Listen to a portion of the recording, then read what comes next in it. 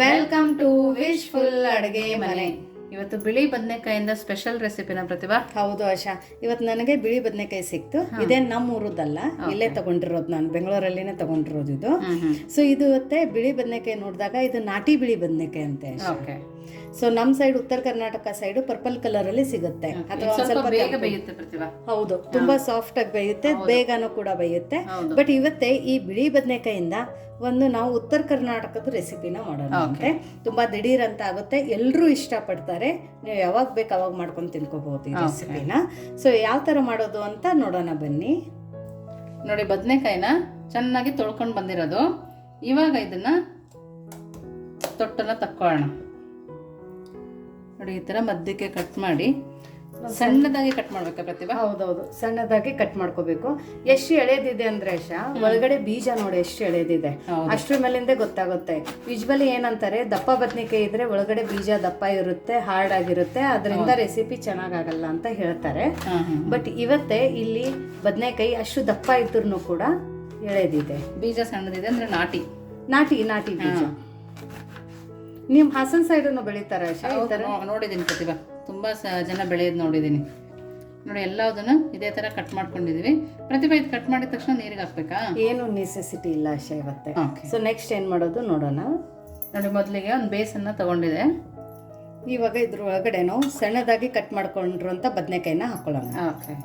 ನೋಡಿ, ಈ ತರ ಬದನೆಕಾಯಿನ ಕಟ್ ಮಾಡ್ಕೋಬೇಕು. ಇದ್ರಕ್ಕಿಂತ ದಪ್ಪ ದಪ್ಪ ಬೇಕಂದ್ರೂ ಕಟ್ ಮಾಡ್ಕೋಬಹುದು.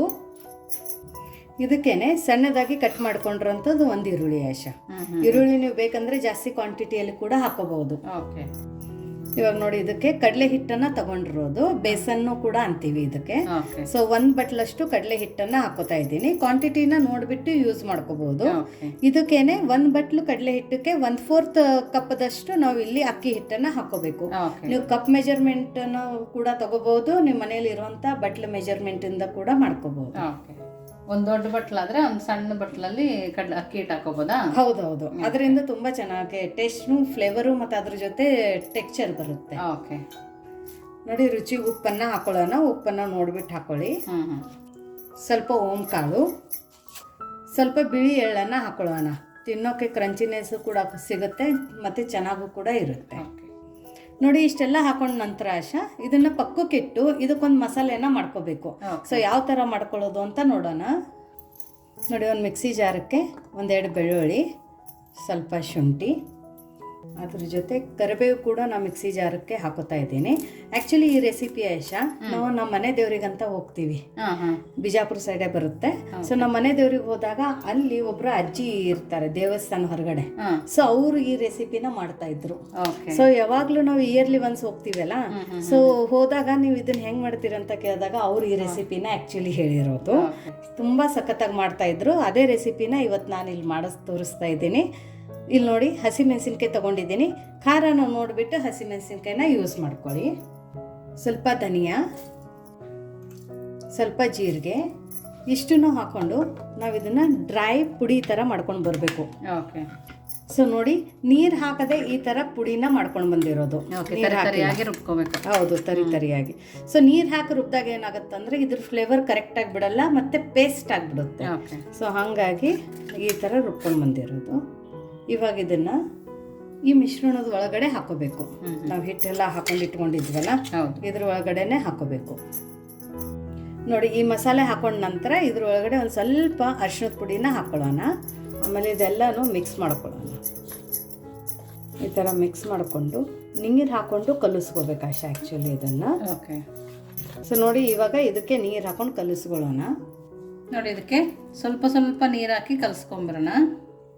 ಒಮ್ಮೆ ಜಾಸ್ತಿ ನೀರನ್ನ ಹಾಕೋಬಾರ್ದು. ಹೌದು, ಯಾಕಂದ್ರೆ ಜಾಸ್ತಿ ಇದು ಲೂಸು ಆಗಬಾರ್ದು, ಜಾಸ್ತಿ ಗಟ್ಟಿನೂ ಇರಬಾರ್ದು. ಸೊ ಚೆನ್ನಾಗಿ ಮಿದ್ದಿ ನಾದಬೇಕು ಆಕ್ಷಾ. ಪ್ರತಿಭಾ, ಒಂದೊಂದ್ಸರಿ ತೆಳು ಹಾಕ್ಬಿಟ್ರೆ ಏನ್ ಮಾಡೋದು?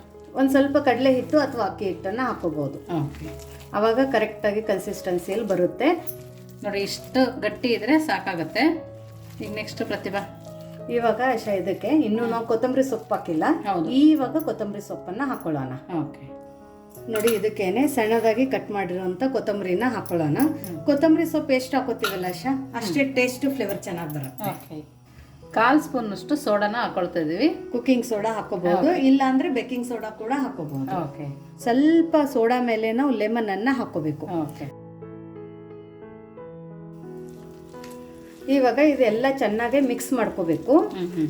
ಲೂಸ್ ಇರಬಾರ್ದು ಹಿಟ್ಟು. ನೀವು ನಾರ್ಮಲ್ ಆಗಿ ಬಜಿಗೆ ಒಂದ್ ಸ್ವಲ್ಪ ಲೂಸ್ ಕಲಿಸ್ಕೊತಿರಲ್ಲ ಈರುಳ್ಳಿ ಬಜಿಗೆಲ್ಲ, ಸೊ ಇದು ಒಂದ್ ಸ್ವಲ್ಪ ಗಟ್ಟಿಯಾಗಿನೇ ಇರಬೇಕು. ಇದು ಬೇಗ ನೀರ್ ಬಿಡುತ್ತಾ ಪ್ರತಿಭಾ? ಹೌದು, ನೀರ್ ಬಿಡುತ್ತೆ ಆಶಾ. ಮತ್ತೆ ದಿಢೀರ್ ಅಂತ ಮಾಡ್ಕೋಬಹುದು ಇದನ್ನ. ಮತ್ತೆ ಇನ್ನು ಯಾರು ನೀವು ನಮ್ದು ವಾಟ್ಸಪ್ ಗ್ರೂಪ್ ಲಿಂಕ್ ಅನ್ನ ಜಾಯ್ನ್ ಆಗಿಲ್ಲ ಅಂದ್ರೆ ಡಿಸ್ಕ್ರಿಪ್ಷನ್ ಬಾಕ್ಸ್ ಅಲ್ಲಿ ವಿಶ್ಫುಲ್ ಅಡುಗೆ ಮನೆ ವಾಟ್ಸಪ್ ಗ್ರೂಪ್ ಲಿಂಕ್ ಅನ್ನ ಕೊಟ್ಟಿದ್ದೆ. ಆ ಲಿಂಕ್ ಮೇಲೆ ಕ್ಲಿಕ್ ಮಾಡಿದ್ರೆ ಸಾಕು, ನೀವು ನಮ್ಮ ಜೊತೆ ಕನೆಕ್ಟ್ ಆಗ್ತೀರಾ. ನಮ್ದು ಯಾವುದೇ ಪ್ರಾಡಕ್ಟ್ಸ್ಗಳಾಗಲಿ, ಉತ್ತರ ಕರ್ನಾಟಕದ ಮಸಾಲೆ ಖಾರ ಆಗಲಿ, ಹಾಸನ ಬೆಂಗಳೂರು ಸೈಡದ್ದು ಆರ್ಗ್ಯಾನಿಕ್ ಪ್ಯೂರ್ ಸಾಂಬಾರ್ ಪೌಡರ್ ಆಗಲಿ, ಉತ್ತರ ಕರ್ನಾಟಕದ ಕಡಲೆ ಬೀಜದ ಪುಡಿ ಆಗಲಿ, ಎಲ್ಲ ಪ್ರಾಡಕ್ಟ್ ಲಿಂಕ್ನು ಕೂಡ ನಿಮಗೆ ಡಿಸ್ಕ್ರಿಪ್ಷನ್ ಬಾಕ್ಸಲ್ಲಿ ನಾನು ವಾಟ್ಸಪ್ ನಂಬರನ್ನು ಕೊಟ್ಟಿದ್ದೀನಿ. ಅಲ್ಲಿ ಮೆಸೇಜ್ ಮಾಡಿದರೆ ನಿಮಗೆಲ್ಲ ಡೀಟೇಲ್ಸು ಕೂಡ ಸಿಗುತ್ತೆ. ಸೊ ಇವಾಗ ಆಶಾ ಇದನ್ನು ಬಿಸಿ ಬಿಸಿ ಎಣ್ಣೆಗೆ ಬಿಡಬೇಕು. ಓಕೆ. ನೋಡಿ, ಎಣ್ಣೆನೂ ಕೂಡ ಜಾಸ್ತಿ ಬಿಸಿ ಇರಬಾರ್ದು ಆಶಾ, ಮೀಡಿಯಂ ಆಗಿ ಇರಬೇಕು. ಆಮೇಲೆ ಇದು ಗುಂಡು ಗುಂಡಕ್ಕಾಗಿ ಬಿಡಬೇಕು. ಇದಕ್ಕೆ ನಮ್ಮ ಸೈಡು ಗುಂಡು ಬಜಿ ಕೂಡ ಅಂತಾರೆ, ಈ ತರ. ಸೊ ನೀಟಾಗಿ ಫ್ಲೇಮನ್ನ ಮಾತ್ರ ಫುಲ್ ಲೋ ಫ್ಲೇಮಲ್ಲಿ ಇಟ್ಕೋಬೇಕು, ಮೀಡಿಯಂ ಆಗಿ ಎಣ್ಣೆ ಕಾಯ್ದಾಗ. ಅವಾಗ ನಾವು ಕರಿಬೇಕಾದ್ರೆ ನಮ್ಮ ಬಜಿನೂ ಗುಂಡು ಗುಂಡಕ್ಕಾಗಿ ಆಗುತ್ತಂತೆ.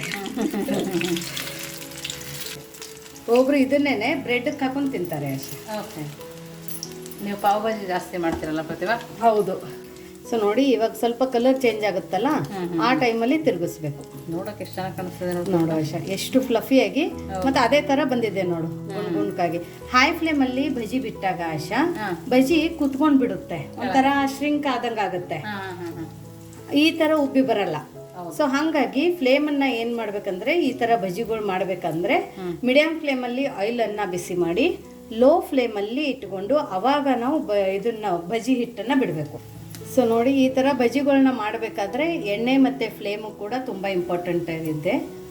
ಸೊ ನೀವು ಕೂಡ ನಿಮ್ಮ ಮನೆ ದೇವ್ರಿಗೆ ಹೋದಾಗ ಅಲ್ಲಿ ಔಟ್ಸೈಡಲ್ಲಿ ನಿಮಗೆ ಯಾವ ಥರ ಡಿಶ್ಶು ಇಷ್ಟ ಅಂತಲೂ ನಮಗೆ ಕಮೆಂಟ್ ಮೂಲಕ ತಿಳಿಸಿ. ತುಂಬ ಘಮ ಬರ್ತಾ ಇದೆ, ಅಷ್ಟು ಚೆನ್ನಾಗಾಗಿದೆ. ಸೊ ಬಜಿ ಮಾಡೋ ಇನ್ನೂ ಒಂದು ಟ್ರಿಕ್ಕು ಕೂಡ ಹೇಳಿದ್ದೀನಿ, ಈ ಥರ ರೌಂಡ್ ಬಜಿ ಯಾವ ಥರ ಬರುತ್ತೆ ಅಂತ. ಆಮೇಲೆ ಒಂದು ಸರ್ತಿ ಹಿಂಗೆ ಎತ್ತಿಬಿಟ್ಟು 1 ಸೆಕೆಂಡ್ ಹಿಡಿದ್ಬಿಟ್ಟು ಆಮೇಲೆ ಮತ್ತೆ ಬಿಡಬೇಕು, ಆವಾಗ ಹೊರಗಡೆ ಇನ್ನೂ ಕ್ರಿಸ್ಪಿಯಾಗಿ ಬರುತ್ತೆ. ಓಕೆ. ನೋಡಿ, ಇವಾಗ ತುಂಬ ಚೆನ್ನಾಗಿ ಬಂದಿದೆ ಅಲ್ಲ ಆಶಾ. ಇದನ್ನ ತಕ್ಕೊಳ್ಳೋಣ. ಫ್ಲೇಮನ್ನು ಮಾತ್ರ ಇವಾಗ ಲೋ ಫ್ಲೇಮಲ್ಲಿನೇ ಇಡೋಣ. ಎಣ್ಣೆ ಸ್ವಲ್ಪ ಕೂಡ ಹೊಗೆ ಆಡಬಾರ್ದು, ಆ ಥರ ನಾವು ಇದನ್ನು ಕರ್ಕೋಬೇಕು. ಈಗ ಮತ್ತೆ ಲೋ ಫ್ಲೇಮಲ್ಲಿನೇ ನಾವು ಇದೇ ಥರ ಬಿಡಬೇಕು. ಕಲಸಿ ಜಾಸ್ತಿ ಹೊತ್ತು ಬಿಟ್ಟರೆ ನೀರು ಬಿಡುತ್ತೆ. ಹೌದು, ಯಾಕಂದರೆ ಬದನೆಕಾಯಿ ಈರುಳ್ಳಿ ನೀರು ಬಿಡುತ್ತಲ್ಲ. ಹೌದು. ಫ್ಲೇಮನ್ನು ಇವಾಗ ಲೋ ಅಲ್ಲಿನೇ ಇಟ್ಕೋಬೇಕು. ನೀವು ಒಂದು ಸರ್ತಿ ತಿರುಗಿಸೋ ತನಕ ಸ್ವಲ್ಪ ಕಲರ್ ಚೇಂಜ್ ಆದ ತಕ್ಷಣ ಇದನ್ನು ನಾವು ತಿರುಗಿಸ್ಕೋಬೇಕು. ನೋಡಿ, ಎಲ್ಲ ಬಜಿನೂ ನಾನು ಇದೇ ಥರ ಕರ್ಕೊಂಡಿರೋದು. ಸೊ ಇವಾಗ ಇದ್ರ ಟೇಸ್ಟ್ ಹೆಂಗಿದೆ, ಒಳಗಡೆ ಹೆಂಗಿದೆ ಅಂತ ಎಲ್ಲನೂ ನಾನು ನಿಮಗೆ ಹೇಳ್ತೀನಿ, ನೋಡೋಣ ಬನ್ನಿ.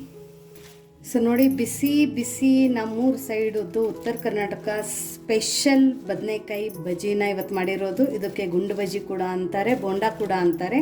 ತುಂಬ ಡಿಫ್ರೆಂಟಾಗಿ ಮಾಡಿರೋದು.